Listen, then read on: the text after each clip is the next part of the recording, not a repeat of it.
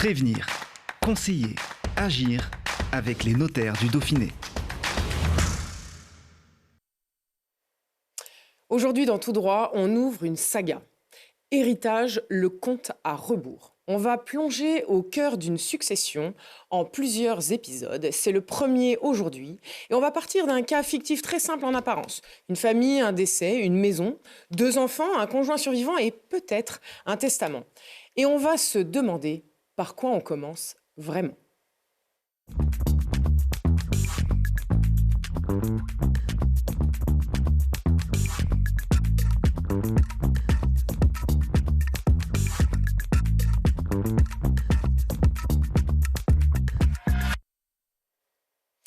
Bienvenue dans Tout droit et aujourd'hui c'est le premier épisode de notre saga Héritage, le compte à rebours. Pour avancer concrètement, j'ai une équipe d'expertes avec moi sur ce plateau aujourd'hui. Gaël Ruffieux, tu es maître de conférences en droit civil à la fac de droit de Grenoble. Marjorie Grand, toi tu es notaire à Valence. Et enfin Gaëlle Carfentan, tu es avocate en droit de la famille à Grenoble. Bien sûr, Plume est avec nous comme d'habitude. Et on rappelle notre fil rouge fictif. On a un décès, la personne laisse une maison, des comptes, un conjoint survivant, des enfants, peut-être un testament, une maison, et on pense que tout est simple. Mais juridiquement, par quoi on commence ? Gaëlle, je me tourne tout de suite vers toi. Alors, on a 2 Gaëlle aujourd'hui, mais ça va, elles sont chacune d'un côté du plateau, donc on devrait s'en sortir. Première question très simple. Alors, juridiquement, à quel moment est-ce qu'une succession commence ? Est-ce que c'est le jour où on va chez le notaire ? Est-ce que c'est le jour du décès ? Alors juridiquement, la succession, elle va s'ouvrir au moment du décès. C'est au dernier domicile du défunt que la succession va s'ouvrir. Donc le passage chez le notaire qui intervient un peu après n'ouvre pas la succession. Par contre, il est fondamental parce que c'est là qu'on va organiser les démarches et qu'on va notamment expliciter les droits de chacun dans la succession. Alors donc dans le cas fictif que je viens d'exposer, la famille qui vient de subir ce décès, il y a déjà quelque chose qui existe juridiquement avant qu'elle soit allée chez le notaire ? Oui, tout à fait. En fait, l'idée, c'est qu'il y a 2 temps. Il y a le temps de la famille, qui est le temps du deuil, et puis il y a le temps du droit. Et pour le droit, effectivement, l'idée, c'est qu'on va identifier dès le décès les héritiers. On va aussi identifier les biens, les dettes éventuellement qui composent la succession, et puis regarder s'il y a, et tu évoquais le testament tout à l'heure, éventuellement des dispositions de dernière volonté qui ont été écrites par le défunt. Alors, est-ce que, quand on parle du dernier domicile du défunt, est-ce que c'est un point qui est important à connaître ? Oui, c'est un point super important. C'est un peu le centre de gravité, en fait, si tu veux, de la succession. Ça va permettre de déterminer à quel endroit est-ce que les démarches vont devoir se dérouler. Ça va déterminer aussi les autorités qui seront compétentes. Et puis, on ne sait jamais s'il y a une situation internationale. C'est aussi ce qui va permettre de déterminer la loi qui sera applicable à la succession. Alors Marjorie, je me tourne vers toi. Donc toi, tu es notaire. La famille, c'est en principe toi qu'elle voit très rapidement après le décès. Tu peux nous dire à peu près dans quel délai elle te contacte et qu'est-ce que tu fais au moment où tu accueilles la famille ? Alors, sur le délai, c'est variable d'une famille à l'autre. D'accord. Il y a des personnes qui nous contactent dans les heures ou les jours qui suivent les funérailles. Et puis, il y a des familles qui ont parfois plus de temps, besoin de plus de temps pour le deuil et nous contactent parfois un peu tardivement à notre sens de professionnels, 2 ou 3 mois après un décès. Alors toi, tout de suite, tu as une recommandation à donner. Il faut te contacter quand ? Le plus tôt possible. Le plus tôt possible, donc. Après le décès, le plus tôt possible, j'ai envie de dire dans la semaine ou les 10 jours qui suivent le décès. C'est le mieux parce que voilà, il y a des délais, il y a des choses à respecter et plus le notaire est saisi rapidement d'une succession, plus elle sera sereine finalement sur son traitement juridique. Ok. Et par quoi on commence ? Dans une succession, finalement, quand on reçoit ces familles, lors de ce premier rendez-vous, il y a 4 points. Premièrement, on explique ce qu'est une succession, le rôle des parties, le rôle du notaire, le rôle des clients. On va expliquer ce fameux calendrier parce qu'il est long, mais il est court en même temps. Okay. On va également renseigner les clients sur les actes qui vont être amenés à devoir signer dans le cadre de cette succession. On identifie également à l'occasion de ce premier rendez-vous les parties, les lieux, les biens pour avoir déjà une vision un peu globale de la situation. Et enfin, on collecte. On collecte donc des informations, mais pas que. On collecte également des pièces qui vont être nécessaires pour constituer ce dossier. Et c'est pas rare d'ailleurs que le notaire adresse avant même ce premier rendez-vous une liste de pièces pour que les clients viennent tout de suite, dès le premier rendez-vous, avec ces pièces-là. Et enfin, on conseille. Dès le premier rendez-vous, il y a du conseil sur les premières démarches, les premières attitudes à avoir, les erreurs à ne pas commettre quand on est héritier. Et là, par exemple, tu peux avoir l'information d'un testament à ce moment-là, tout de suite. Les familles peuvent le savoir. Oui, toi, tu regardes tout de suite. Bien sûr, parmi les informations qu'on recueille, il y a celle d'un testament. On pose la question de savoir s'il y a un testament, comme on pose toute une série de questions. Les héritiers, selon le lien, peuvent ou pas avoir cette information. On a après d'autres moyens de contrôler l'existence d'un testament. Alors, on en parlera bien sûr dans notre épisode 2. Mais Gaëlle, je me retourne vers toi tout de suite. Si rien n'a été prévu par le testament ou par une donation, comment est-ce que la loi organise les héritiers ? C'est assez bien structuré. Il y a un ordre bien précis dans lequel on va appeler les héritiers. On va partir de l'hypothèse dans laquelle il n'y a pas de conjoint survivant, parce que c'est un peu plus simple à comprendre dans un premier temps. On va appeler les héritiers en fait par ordre. Il va y avoir 4 temps finalement pour appeler les héritiers. Le premier ordre, c'est celui des descendants. Donc ce sont les enfants, les petits-enfants du défunt qui vont être appelés en premier. S'il n'y a pas de descendants, je vais avoir accès au deuxième ordre. Le deuxième ordre, c'est un ordre dans lequel on va avoir à la fois les parents du défunt, les pères et mères, et les frères et sœurs et éventuellement leurs descendants. S'il n'y a pas d'héritier dans ce deuxième ordre, troisième ordre. Regarde, d'ailleurs, on voit tout de suite un schéma qui apparaît à l'écran, comme ça simplifie. On a l'explication de visu de ce que tu nous dis. Je t'en prie, continue. Oui. Donc, le troisième ordre, ce sont les grands-parents et les arrière-grands-parents qui sont représentés sur le schéma. Et enfin, dernier ordre, le quatrième ordre, on est dans une famille un peu plus éloignée ici, ce sont les collatéraux ordinaires. Donc, ce sont les oncles, tantes, cousins, cousines qui sont représentés sur ton schéma. Et donc, l'idée importante à retenir ici, c'est que tant qu'il y a un héritier dans un ordre préférable, tu ne vas pas aller chercher les héritiers des ordres subséquents. Ok, ils sont prioritaires. Ils sont prioritaires par rapport aux Exactement. autres. Et on entend parler au sein de ces ordres de degrés. Est-ce que tu peux aussi nous expliquer ça ? Oui, alors le degré, c'est une notion qui est importante et on le voit sur le schéma qui s'affiche. C'est l'idée que, en fait, chaque génération va compter pour un degré. Donc, par exemple, mes enfants sont des descendants au premier degré, là où mes enfants, ou mes petits-enfants, seront des descendants au deuxième degré. Donc, on va compter comme ça le nombre de degrés et donc on voit bien au tableau qu'en fonction du lien de parenté, on va être plus ou moins proche. L'idée étant là aussi que les héritiers les plus proches en degrés seront appelés et donc les autres seront évincés de la succession. Merci Gaëlle, c'est très clair. Alors, les enfants d'une première union et les enfants d'une autre union, sont-ils traités différemment ? Alors non, aujourd'hui on est très attaché au principe d'égalité et donc ils vont être traités exactement de la même manière dans la succession de leurs parents, peu importe qu'ils soient issus d'une première union ou non. En revanche, on en parlera tout à l'heure sans doute, la présence d'enfants non communs va pouvoir avoir une incidence sur les droits qui seront attribués aux conjoints survivants. Merci, c'était très clair. Alors, je me retourne vers notre autre Gaëlle, l'avocate. Gaëlle, dans ta pratique, est-ce que le mot conjoint crée souvent des malentendus ? Tu vois ça, toi ? Oui, on voit ça souvent puisque pour la plupart des gens, le conjoint désigne la personne avec qui on vit. Oui. Or, en droit des successions, c'est très strict. Le conjoint, c'est l'époux ou l'épouse avec qui on est marié, pas encore divorcé. C'est-à-dire que le concubin, simple concubin, et même le partenaire pacsé, ce n'est pas le conjoint au sens du droit des successions et il n'a pas les mêmes droits, il n'a pas de droits prévus par la loi, hors acte fait par le défunt. Donc finalement, avec ce que tu nous dis, on se dit que vivre ensemble, ça ne veut pas toujours dire hériter. Et non, ce n'est absolument pas protecteur. Et quand on vit ensemble et qu'on n'est pas marié, si on veut protéger la personne avec qui on vit, il faut faire des actes pour le protéger. Alors, Marjorie, je me tourne à nouveau vers toi. Quand tu as un conjoint survivant et des enfants, est-ce que tu as des vérifications à faire avant d'expliquer les droits de chacun ? Et oui, puisque les droits des uns et des autres ne sont pas forcément les mêmes et donc il y aura une incidence sur les droits respectifs des héritiers.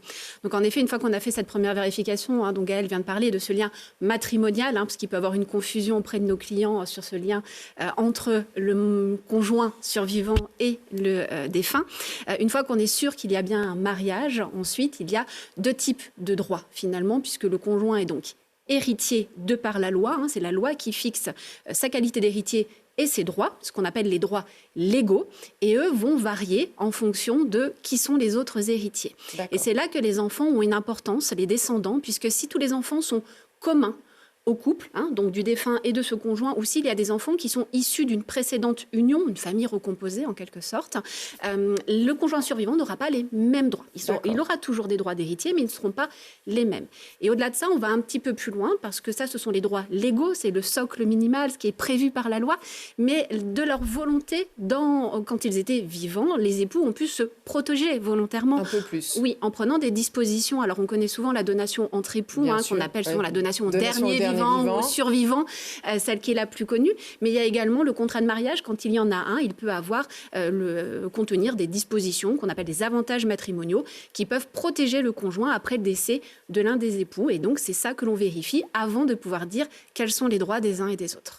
Alors, si je résume, le concubin n'a droit à rien. Légalement. Si je résume, le partenaire de Pacs n'a droit à rien, légalement, ou presque. On va dire à quoi il a droit, lui. Un petit droit temporaire au logement, mais au-delà de ça, d'une durée d'1 an. D'un an, autant dire que c'est très court. Et en effet, le conjoint survivant, lui, a droit à quelque chose. Moi, j'ai quand même une question. Est-ce qu'on peut priver son conjoint survivant de ce à quoi il a droit ? À l'inverse. Ça peut surprendre, mais oui.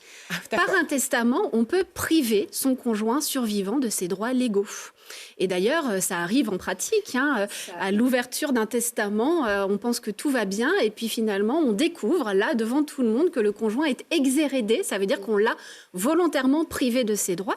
Et il peut ne pas en être informé, puisque le testament, ça reste un acte confidentiel. Même si on est un notaire de famille, quand un client vient faire un testament dont on connaît le contenu, on ne peut pas le porter à la connaissance des tiers, même s'ils sont intéressés par ce testament. Alors, ça veut dire, vous l'avez déjà vu, ça, toi, Gaëlle ? Moi, je l'ai déjà vu. En plus, ça arrive souvent avec des personnes âgées qui débarquent et qui disent, il y a un testament, je ne comprends pas, je suis l'épouse, il me semblait que j'étais complètement protégée.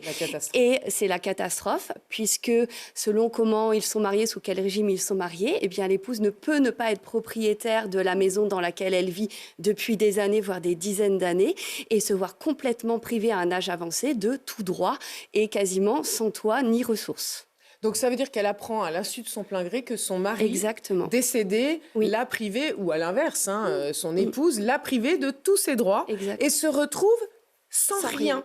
Sans rien. À part ce fameux droit d'un an dont on parlait.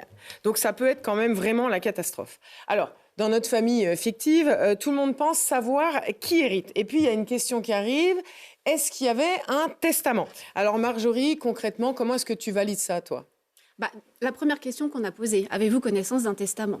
Mais évidemment... parfois, ils ne savent pas. Des fois, ils ne savent pas. Des fois, ils viennent très rapidement. Ils n'ont pas encore fait des recherches dans les papiers du défunt. La maison n'a pas été vidée ou autre. Donc, on peut ne pas avoir connaissance de ce testament.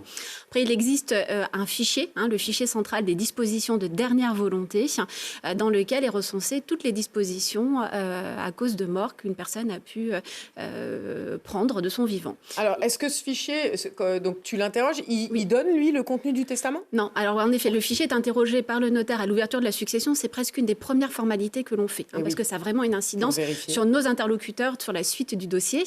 Et puis, non, il ne contient pas le contenu du testament. On ne fait que l'inventaire des testaments qui ont été déposés. Donc, quand je consulte le testament, je sais si un testament a été déposé chez un autre notaire. Et si oui, je sais quel notaire et à quelle date. Et dans ce moment-là, je reprends contact avec mon confrère. Alors, on parle de testament, mais ce fichier est un peu plus large. On va y retrouver également les donations entre époux. Et puis même certains avantages matrimoniaux. On peut inscrire tout ce qui peut produire des effets au moment de la succession. Donc, pas qu'un testament. Donc, le fichier est super important. Sauf que pour qu'on ait l'info au fichier, il faut être allé chez un notaire. Tout à fait. Si je retrouve un testament dans un tiroir, qu'est-ce que ça vaut ? Est-ce que la famille peut décider de ce qu'il vaut ? Parce qu'on peut se dire, tiens, allez, on écrit un testament vite fait, on le met dans le tiroir, puis on l'a retrouvé après le décès. Alors non, la famille, elle ne peut pas être juge ni de l'efficacité, ni de la validité, ni de l'opportunité du testament.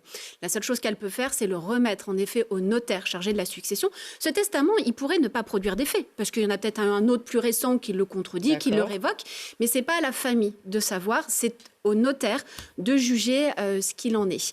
Et c'est là où on ne peut que conseiller de déposer son testament chez un notaire pour qu'il soit conservé au coffre, inscrit sur ce fameux fichier, ce qui fait aussi que ça permet une sécurité. Le testament sera efficace. Il sera forcément connu au moment de la succession, même si vous vous retrouvez à avoir voyagé dans la France, vous avez vécu toute votre vie à Grenoble, vous décédez à Rennes, le notaire chargé de la succession à Rennes pourrait ne pas savoir que vous aviez fait un testament. Ce fichier permet ça. Et puis ce fichier permet d'éviter que le testament soit détruit volontairement ou involontairement dans un incendie ou autre. Donc ça en assure vraiment l'efficacité. Juste une petite info pour ceux qui nous écoutent. Le coût d'enregistrement à ce fichier, approximativement? C'est pas grand-chose parce que c'est une douzaine d'euros. Alors ça change d'accord. toutes les années, mais c'est à peu près 13 euros parce qu'on est à 12 euros et donc quelques. c'est vraiment dérisoire pour l'effet que ça produit. Alors, Gaëlle, juridiquement, est-ce que tu peux nous dire, le testament, donc on comprend, on peut modifier la suite au niveau de l'héritage, mais est-ce que ça peut le modifier complètement? On voit de ce que nous a dit Marjorie que ça peut quand même modifier beaucoup les choses, puisque ça peut avantager un héritier comme ça peut priver un héritier de ses droits, mais on ne peut quand même pas tout faire par le jeu du testament. Il y a des limites, et notamment il y a des limites lorsqu'on a certains héritiers qui ont la qualité d'héritiers réservataires, notamment les enfants. On ne peut dans ce cas-là, et on l'a vu Sophie quand on a travaillé sur les donations dans une précédente émission, tes fameux camemberts. Le beau camembert. On a vu effectivement qu'il y avait une quote-part du patrimoine dont on ne pouvait pas librement disposer quand on avait des héritiers réservataires. Eh bien, cette quote-part, on ne peut pas non plus en disposer par le jeu d'un testament. C'est l'intérêt d'aller voir un notaire, parce que peut-être que le notaire, avant qu'il dépose, est-ce que tu le fais, toi, par exemple, tu as un client qui vient te voir et qui te donne un testament qu'il a fait tout seul, tu le lis, tu lui dis, attention là, ça va peut-être pas pouvoir s'exécuter. Sur un testament, alors qu'on appelle holographe pour le terme juridique, oui, on le regarde tout le temps. Holographe, ça veut dire quoi? Alors ça veut dire qu'il est valable s'il est écrit, daté et signé de la main. Il n'y a pas d'autre formalisme que celui-ci pour qu'il soit valable. Après, il y a d'autres testaments, notamment certains qui sont sous pli cacheté, donc ceux-là, on ne peut pas les ouvrir. Mais ce testament holographe qui est la généralité, ce qu'on rencontre quand même le plus souvent, je prends le temps de les lire déjà pour être sûr qu'il n'y ait pas trop de ratures, que c'est lisible, parce que l'idée, c'est quand même qu'on puisse comprendre ce que la personne voulait écrire. Et c'est vrai que quand on relit quelqu'un, des fois, on ne comprend pas forcément ce qu'il voulait dire. Oui, donc tu interviens aussi pour le conseiller. C'est ça. Et là, je pense qu'il y a peut-être un sujet, parce qu'il y a beaucoup d'interprétations de testaments. C'est un vrai sujet de contentieux, je pense. Oui, souvent. Si je peux rebondir sur ce qui vient d'être dit, c'est que un conseil, c'est peut-être de faire effectivement relire ce testament par un professionnel du droit, et notamment le notaire chez qui on le dépose, parce que très souvent, le défunt a voulu faire des choses, avantager ses enfants, certains de ses enfants, etc. Sauf que comme il n'a pas la maîtrise du droit, le résultat de son testament n'est absolument pas ce qu'il voulait faire au départ, et ça peut être source d'énormément de conflits après. Donc oui, je conseillerais véritablement de faire relire le testament par un professionnel du droit pour qu'on sache véritablement quelles sont les conséquences. Surtout, le risque pour le défunt, c'est finalement de ne pas obtenir ce qu'il veut. Exact. Alors, on va maintenant parler d'un mot qu'on entend souvent, c'est la notoriété. Alors, par exemple, Tout droit, l'émission a une grande notoriété. Est-ce que c'est la même chose que la notoriété qu'on cite chez le notaire? Un petit peu, ça fait toujours référence, c'est les deux notoriétés publiques. Voilà. Oui, l'acte de notoriété, c'est souvent le premier acte qui est reçu dans le cadre d'une succession. C'est celui qui va identifier notre défunt et qui va dire qui est héritier. Donc, c'est là où on va expliquer qu'il y a eu testament ou pas, appliquer le testament et en tirer les conséquences pour dire le testament a désigné telle personne comme héritier, ou dire il n'y a pas de testament, pas de donation entre époux, et donc c'est la loi qui s'applique, et voilà quelles sont la qualité des héritiers. D'accord. Alors, Gaëlle, à ce stade, on n'est pas encore dans le partage. Mais on sait que les tensions peuvent déjà commencer. Dans ta pratique, à quel moment est-ce que tu vois arriver les conflits ? Alors, ça peut varier, mais des fois, c'est extrêmement tôt. Notamment quand il y a un héritier qui s'installe dans la maison du défunt et qui s'installe pour un moment. Voilà. Qui prend possession des lieux. Qui prend possession des lieux. Quand on garde des documents, quand il y a des documents qui apparaissent, quand il y a des meubles qui disparaissent. Effectivement, les tensions peuvent apparaître extrêmement rapidement. Alors, dans notre cas, par exemple, on va imaginer qu'on a un héritier qui garde les papiers, un autre veut vider la maison, et puis le dernier, il donne plus aucune info. Tu fais quoi dans ce cas-là? Qu'est-ce que tu conseilles? Alors, le premier réflexe, c'est véritablement de sécuriser l'information, donc de rassembler les pièces, de consulter un professionnel du droit. Alors, le premier interlocuteur, c'est le notaire. Ouais. S'il y a un conflit, d'aller voir assez rapidement aussi un avocat pour qu'il y ait des courriers qui soient faits avec des demandes officielles de pièces qui soient faites. Sécuriser les pièces. Il faut savoir que lorsqu'on a la qualité d'héritier, et que l'acte de notoriété a été fait, on peut interroger les organismes, notamment les organismes bancaires. C'est-à-dire que s'il y a un héritier qui garde tout, qui ne communique aucun compte bancaire, on peut remonter sur 10 ans sur les comptes bancaires. Et des fois, on a des surprises qui apparaissent. Par exemple, on a énormément de retraits d'argent, d'espèces avant le décès du défunt, où on se rend compte que le défunt subitement s'est mis à Internet 6 mois avant son décès, alors qu'il n'avait jamais pratiqué avant et qu'il a fait des virements à plein de petits-enfants, mais seulement d'un côté. Il y a toutes ces informations qu'on peut retrouver.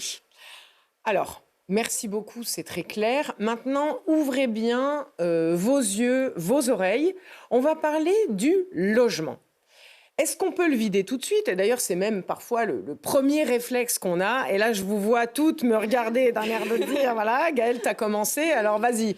Qu'est-ce qu'on fait sur le logement? Alors, faut faire très, très attention. Des fois, ça peut partir d'une bonne volonté de dire, bah voilà, il n'y a plus grand-chose. Quand on est locataire, on veut rendre le logement rapidement.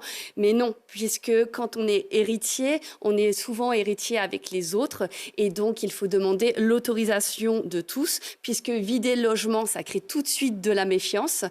Et puis, ça arrive très souvent que des biens meubles. Et quand on dit meubles, en fait, on ne pense pas simplement aux tables et aux chaises, mais on peut penser également aux bijoux ou aux tableaux qui, opportunément, ont complètement disparu. Il y a la trace sur le mur. Au décès. Ouais. Alors, Marjorie, t'en penses quoi, toi, de ça? Quel est ton conseil? Oui, il ne faut pas vider le logement trop rapidement, même si c'est motivé par une bonne volonté de limiter les frais, notamment sur une location. Mais pour deux raisons. Une, parce que déjà, le testament, qui pourrait être découvert après, pourrait faire intervenir un nouvel héritier dans la donne. Alors même si on a pris soin d'avoir demandé à tout le monde l'accord, on pourrait voir apparaître un nouvel héritier après. Et puis il y a un aspect aussi un peu fiscal, puisque dans ce cas-là, on a parfois besoin d'un petit peu de temps pour faire ce qu'on appelle un inventaire, pour réduire un petit peu la fiscalité de la succession. C'est un petit peu de la stratégie du conseil patrimonial. Importante. Mais si l'appartement a été vidé et qu'il n'y a pas eu d'inventaire, on est limité sur ce conseil-là. Alors en clair, et tu vas me dire si c'est ça ou pas, quand je vide le logement, je ne peux le faire que quand j'ai l'aval du notaire? Oui, je pense que c'est bien. Donc je lui demande et comme ça, ok. Oui. Alors, de ton côté, quels sont les documents qu'il faut absolument essayer de retrouver, de transmettre, de conserver au moment où on vient de voir? Presque tout. Ça, c'est clair. Allez, on va faire une liste, comme ça sera très concret. Allez, merci pour ta liste. Livret de famille actuel, mais s'il y a eu des divorces, les livrets de famille précédents également, il faut les conserver. C'est pas parce qu'on est divorcé qu'il faut pas garder son livret de famille. Il faut savoir que la filiation, ce livret de famille est établi par la filiation. L'extrait d'acte de naissance du défunt me dira pas qui sont ses héritiers. Donc le livret de famille. Si on est marié, et qu'il y a eu un contrat de mariage, le contrat de mariage. On peut avoir besoin des jugements de divorce s'il y a eu également ces précédentes unions. Et puis après, il y a tout ce qui est lié finalement au patrimoine, les titres de propriété, les banques auprès desquels des comptes peuvent être ouverts, tout ce qui va nous permettre d'identifier la caisse de retraite, le numéro de sécurité sociale, toutes ces informations-là sont importantes. Alors Marjorie, peut-être que tu peux nous explique-nous ce qu'est un titre de propriété, parce que les gens, je pense, parfois, c'est pas clair. Ils pensent que c'est l'attestation ou c'est quoi le titre? Alors, le titre de propriété, c'est la copie authentique de votre acte d'achat. Quand vous avez signé chez le notaire, le vendeur a signé, l'acquéreur a signé et le notaire a signé. Cet acte-là, alors c'est une copie, parce que l'original reste, c'est une minute qui reste chez le notaire, mais c'est une copie et c'est ce qui constitue ce qu'on appelle le titre de propriété. Aujourd'hui, ça fait quand même à peu près 40 pages. On ne peut pas le confondre en effet avec une attestation qui est fait seulement recto verso pour communiquer officiellement à des organismes sans rentrer dans le détail de la vente. Merci beaucoup. Gaëlle, je me tourne à nouveau vers toi. Alors, avant de finalement de se préoccuper des biens, est-ce qu'il y a des choses qu'on doit voir, notamment parce qu'il peut y avoir des dettes, il n'y a pas forcément que de l'actif. Est-ce qu'on doit regarder ça? Oui, surtout avant de s'empresser d'aller récupérer les biens dans la maison, on essaye d'abord de comprendre les droits de chacun sur ce qu'on appelle la masse successorale. Et donc, cette masse, effectivement, elle est composée à la fois d'éléments d'actifs, des biens, des droits et éventuellement de dettes. D'accord. Justement, quand tu dis les éléments d'actifs, est-ce que ça peut aussi être ce dont j'ai disposé avant? Par exemple, je sais pas, j'ai fait une donation avant mon décès, 20 ans avant, ça rentre dedans? Oui, il faut bien avoir conscience que tout ce qui a été transmis effectivement du vivant de la personne va être recensé pour déterminer effectivement la masse successorale. Donc qui sera ça, c'est important de le conserver et de le transmettre aussi. Alors justement, on dit souvent, en parlant d'un héritier, il a hérité, etc. C'est automatique? On accepte automatiquement une succession? Pas du tout. Pas du tout. Il n'y a jamais d'obligation de venir à une succession. Il y a ce qu'on appelle en droit une option successorale qui a 3 branches. Donc, on a 3 options possibles. La première option, c'est la plus naturelle, c'est la plus fréquente aussi. C'est l'acceptation pure et simple de la succession. Il y a aussi ce qu'on appelle l'acceptation à concurrence de l'actif net. Et puis, il y a la possibilité de renoncer tout simplement à la succession. Alors, justement, quand tu parles de cette acceptation, ça change. Qu'est-ce que ça change quand il y a des incertitudes sur le patrimoine? Si on imagine, par exemple, qu'il y a des dettes. Alors ça, c'est dans le cas où voilà, on a cette crainte.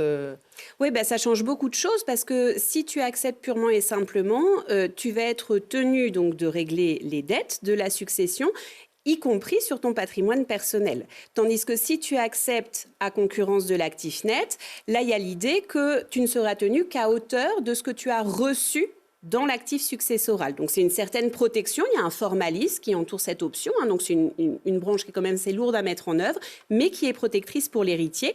Et si tu renonces, tu es totalement écarté de la succession. Dans ce cas-là, tu ne dois rien payer, mais tu ne reçois rien en contrepartie non plus. Et donc, cette option-là, c'est vrai que c'est celle qu'on conseille, soit parce qu'il y a une succession déficitaire, soit aussi parce qu'il y a quelqu'un qui souhaite laisser sa place, finalement, à ses propres enfants, par exemple. Alors, attendez, on va reprendre le cas. Finalement, je trouve qu'il y a trop de dettes. J'ai l'info, il y a trop de dettes, je renonce. Qui paye, alors, derrière? Est-ce que c'est les héritiers d'après qui doivent aussi renoncer? Est-ce que c'est qui? S'il n'y a pas d'héritier, la succession va être transmise à l'État. Donc, c'est l'État qui va récupérer effectivement la succession. Mais s'il n'y a pas d'actifs suffisants, éventuellement, les héritiers ne seront pas désintéressés. Les créanciers. D'accord, donc les créanciers s'asseyent sur leurs dettes. Oui. OK. Alors, dans les conflits familiaux, qu'est-ce qui se passe quand on a un héritier qui ne veut pas se prononcer? Il ne dit pas « j'accepte, je renonce », donc ça traîne. Comment on fait dans ce cas-là? Alors, c'est très compliqué quand il y a un héritier qui ne se prononce pas, et ça arrive assez souvent qu'un héritier ne se prononce pas. Il faut savoir qu'il y a des démarches, il y a des mécanismes qui sont prévus par le droit pour le mettre en demeure, lui demander de se positionner justement sur cette succession, s'il accepte ou s'il renonce à cette succession. Mais il faut vraiment respecter les formes, et je rejoins ce qu'on a dit tout à l'heure, c'est-à-dire qu'il ne faut pas prendre de décision en l'écartant complètement, en faisant comme s'il n'existait pas. Il existe, donc il faut mettre en place les mécanismes pour le forcer à se positionner ou le faire représenter par un administrateur, ce qui peut arriver dans les cas les plus extrêmes. Mais en tout cas, il faut le prendre en compte. Donc là, on vient voir un avocat dans ces cas-là. Il faut voir un avocat. Parce que ça, c'est pas le notaire. Enfin, il peut écrire, mais après, il faut forcément aller sur du plus lourd. Oui, et effectivement, il y a des démarches qui peuvent être assez rapides auprès des tribunaux, qui peuvent désigner quelqu'un pour représenter cette personne qui ne se prononce pas. Alors justement, par rapport à cette histoire d'acceptation, Marjorie, avant d'accepter, qu'est-ce qu'on doit essayer de connaître au final? Qu'est-ce qu'on doit savoir? Surtout le montant du passif. Et voilà, parce qu'il y a le passif connu, celui du prêt, mais celui-là est rarement problématique parce que généralement, il y a une assurance décès pour la plupart des cas. Donc, ce n'est pas forcément celui-là qu'on craint, c'est plutôt le passif que moi j'appelle inconnu des héritiers. Des fois, il peut avoir des aides qu'on appelle récupérables que la personne bénéficiait parce qu'il était logé dans un EHPAD ou parce qu'il était avec un handicap qui fait qu'il était allocataire d'une aide. Celles-ci, elles sont récupérables sur les successions, c'est-à-dire que voilà, la solidarité de l'État, de la collectivité a aidé cette personne de son vivant, mais on récupère sur la succession. Et ça, ce sont des sommes qui parfois peuvent monter très très vite en termes de montant et qui sont inconnus des héritiers. Donc ça, c'est vraiment important à déterminer, puisque si on a accepté la succession ou si, pour rebondir sur ce qu'on disait tout à l'heure, la succession, elle peut être acceptée de manière tacite. Si un héritier se comporte comme un héritier, avant même d'accepter... Arrêt sur image. Arrêt sur image. Écoutez bien. Qu'est-ce que tu es en train de nous dire? Si un héritier s'est comporté comme un héritier, alors s'il est rentré en possession des biens, qu'il en a disposé, qu'il les a vendus, il s'est comporté comme un héritier, et on peut faire un parallèle avec ce fameux logement où on en parlera, il doit peut-être avoir des exemples dans les dossiers, je pense. Dans ce cas-là, le créancier peut arriver à faire reconnaître qu'il était finalement acceptant. Et on vient de le dire, il est acceptant, donc il doit les dettes de la succession sur son propre patrimoine. Donc il faut faire attention.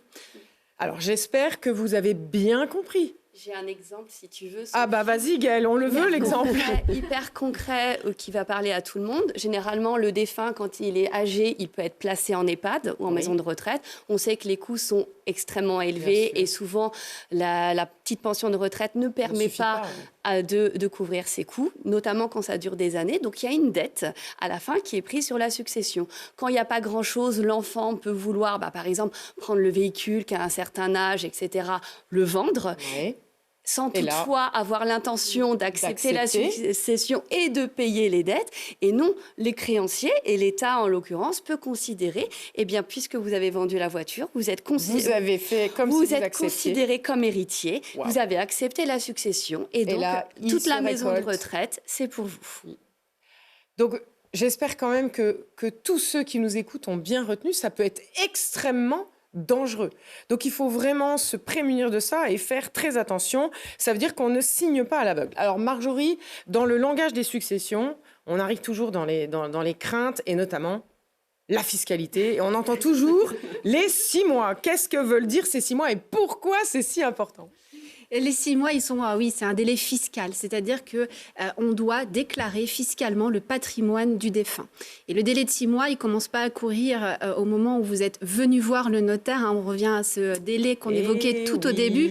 Il commence à courir au moment du décès. Donc, vous voyez, ces familles qui, des fois, prennent le temps du deuil et viennent nous voir 2-3 mois après, il nous reste que 3 mois pour déclarer la succession aux impôts. Et cette déclaration, elle suppose quand même d'avoir avoir identifié clairement ce passif.